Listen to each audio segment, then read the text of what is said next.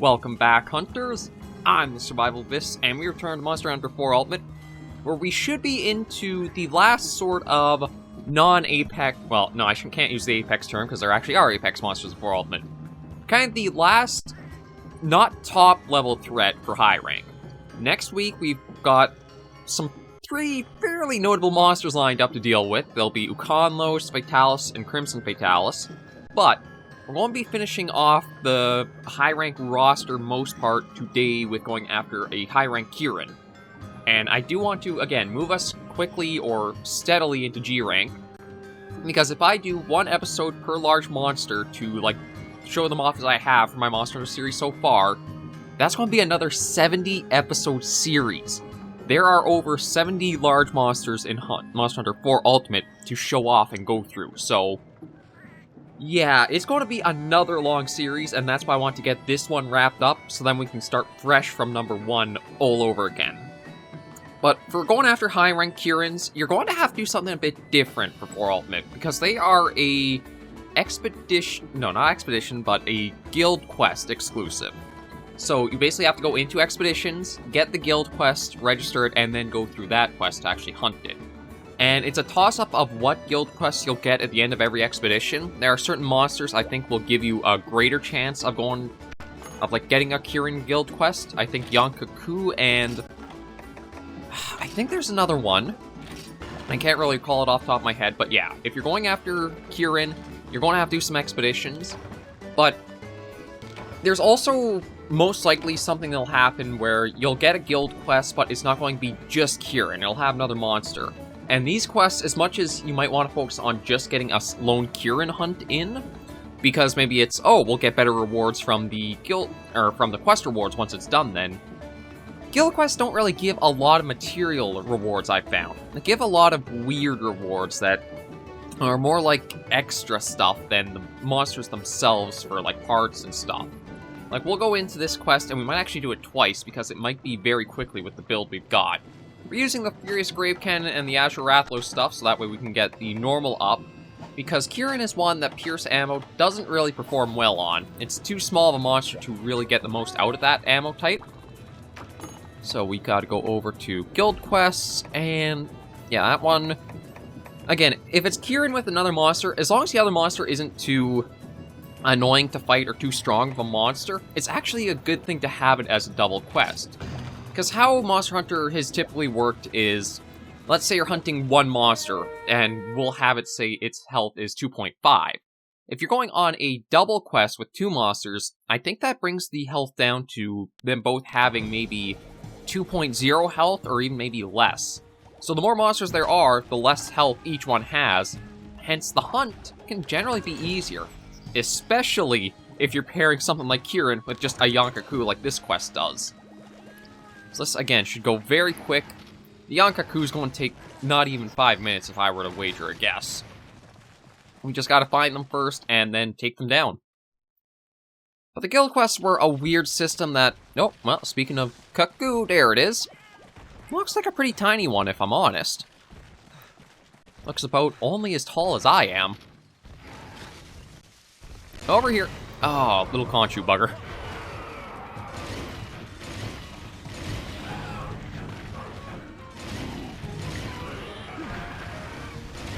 Nope. Missed that shot, but yeah, so we'll take Kut-ku down. Because this quest might go so quickly, I might even do it twice just to work on getting some Kirin materials for some of the not actually heavy bowgun stuff, but for light bowguns. Because we did use the... Oh, crap. Well, speaking of Kirin, it's making its appearance here, too. And then Kirin I'll have to be careful of, because I do have a pretty low thunder resistance, I believe, on this set. Let me check. Oh, no, it's actually 5. I'm trying to remember. I think there's some games where Azure Rathlos has the same, like, elemental weaknesses as just base Rathlos, and Thunder is usually one of the typical element types to use against Rathlos.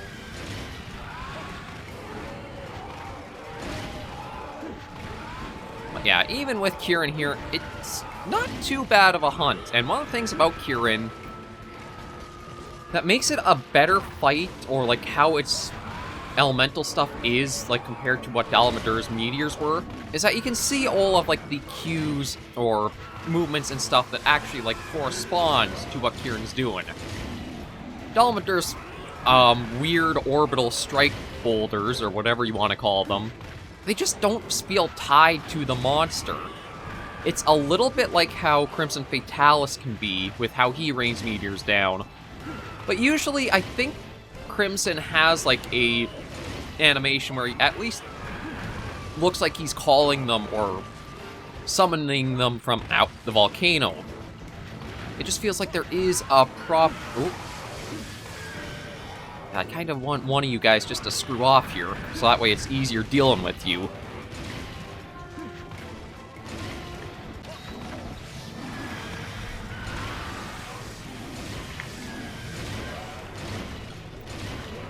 Like, this should be a fairly quick hunt if I could get just them to split up. This is one reason why dung bombs can be good to have on hunts, not just for, like, pin attacks.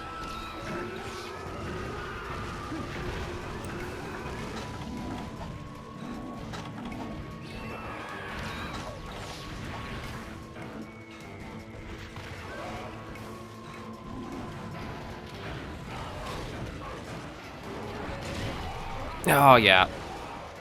I want to focus more on Kut-ku, because again, Kirin... I mean, this is actually a fair size one given its height in comparison to us. But Kirin can be one that's pretty easy to avoid a lot. There we go. Okay, Kut-ku's on its way out. And since this is the first area, we basically know that it has to be somewhere further in.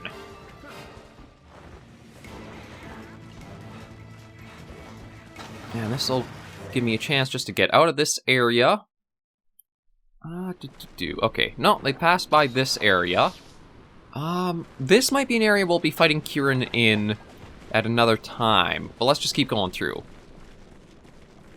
Yeah, Kirin, it can be a bit difficult as a Blade Master, because if you bounce your weapons off, that kind of leaves you almost like in an animation lock, where you can't dodge out of the lightning blast that'll go around him, but for the most part, it's a pretty easy to dodge monster and, well, very readable.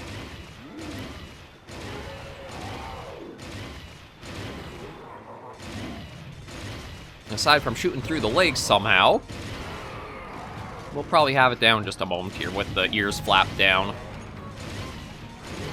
Yeah, there we go. Like, literally, if we didn't have, even with Kirin, it didn't even take us 5 minutes, so...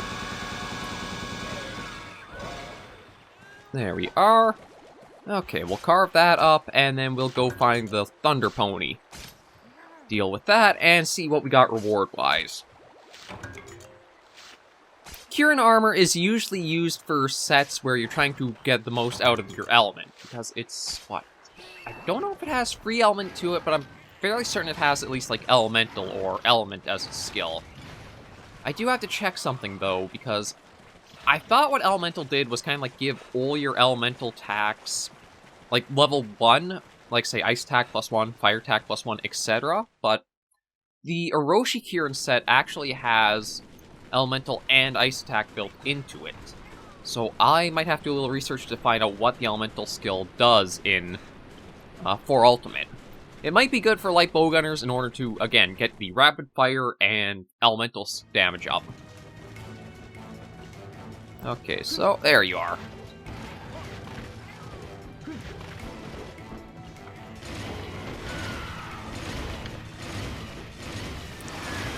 Okay, so that kind of charged it up, so it's a little angrier now.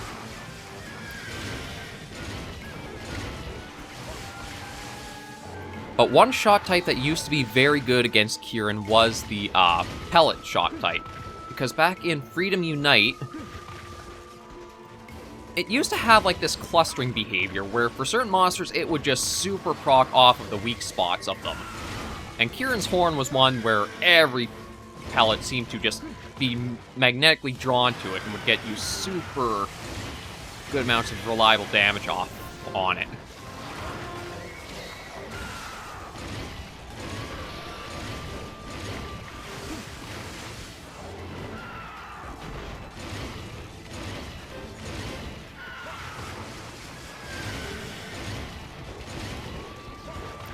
Okay, that was a little dangerous because if Kirin... If it had the lightning following it on its charge there... There we go. A knockdown. And we can just keep... Oh, yeah, see, Horn's already broken. And Kirin is another Elder Dragon where the Horn will only break at, like, a quarter of its health left or less, I think? I'm pretty sure it's something like 25% or less, and then the Horn breaks. So that's a very good indication of how much health it's got left. But as you can see, it can go very quickly if you are able to just get good damage off on that Horn.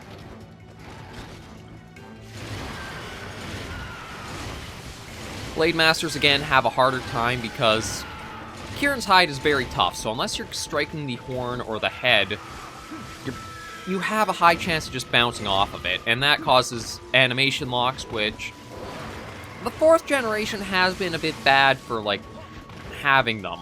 Like, tremor locks, wind locks. It's basically stuff that feels arbitrary to just guarantee you're going to get hit, more so than just a proper challenge in the fights that just doesn't feel that fair or balanced in consideration. Oh, yeah, see, that's why you want to try not to be in the wake of a Kirin. Oh, and just like that. So let's take a look. Quest info, not even 10 minutes. And we'll carve what we can. I'm hoping for the Azure Horns, because those are what I'm going to need to upgrade the light bow guns. I'll actually make one and upgrade another. Because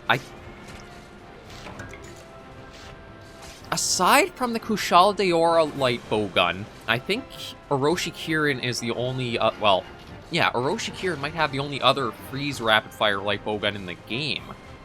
There really aren't a lot of freeze, like, ice monsters now that I think about it for 4th gen. You have Zamtrios, but there's no light bow gun for that.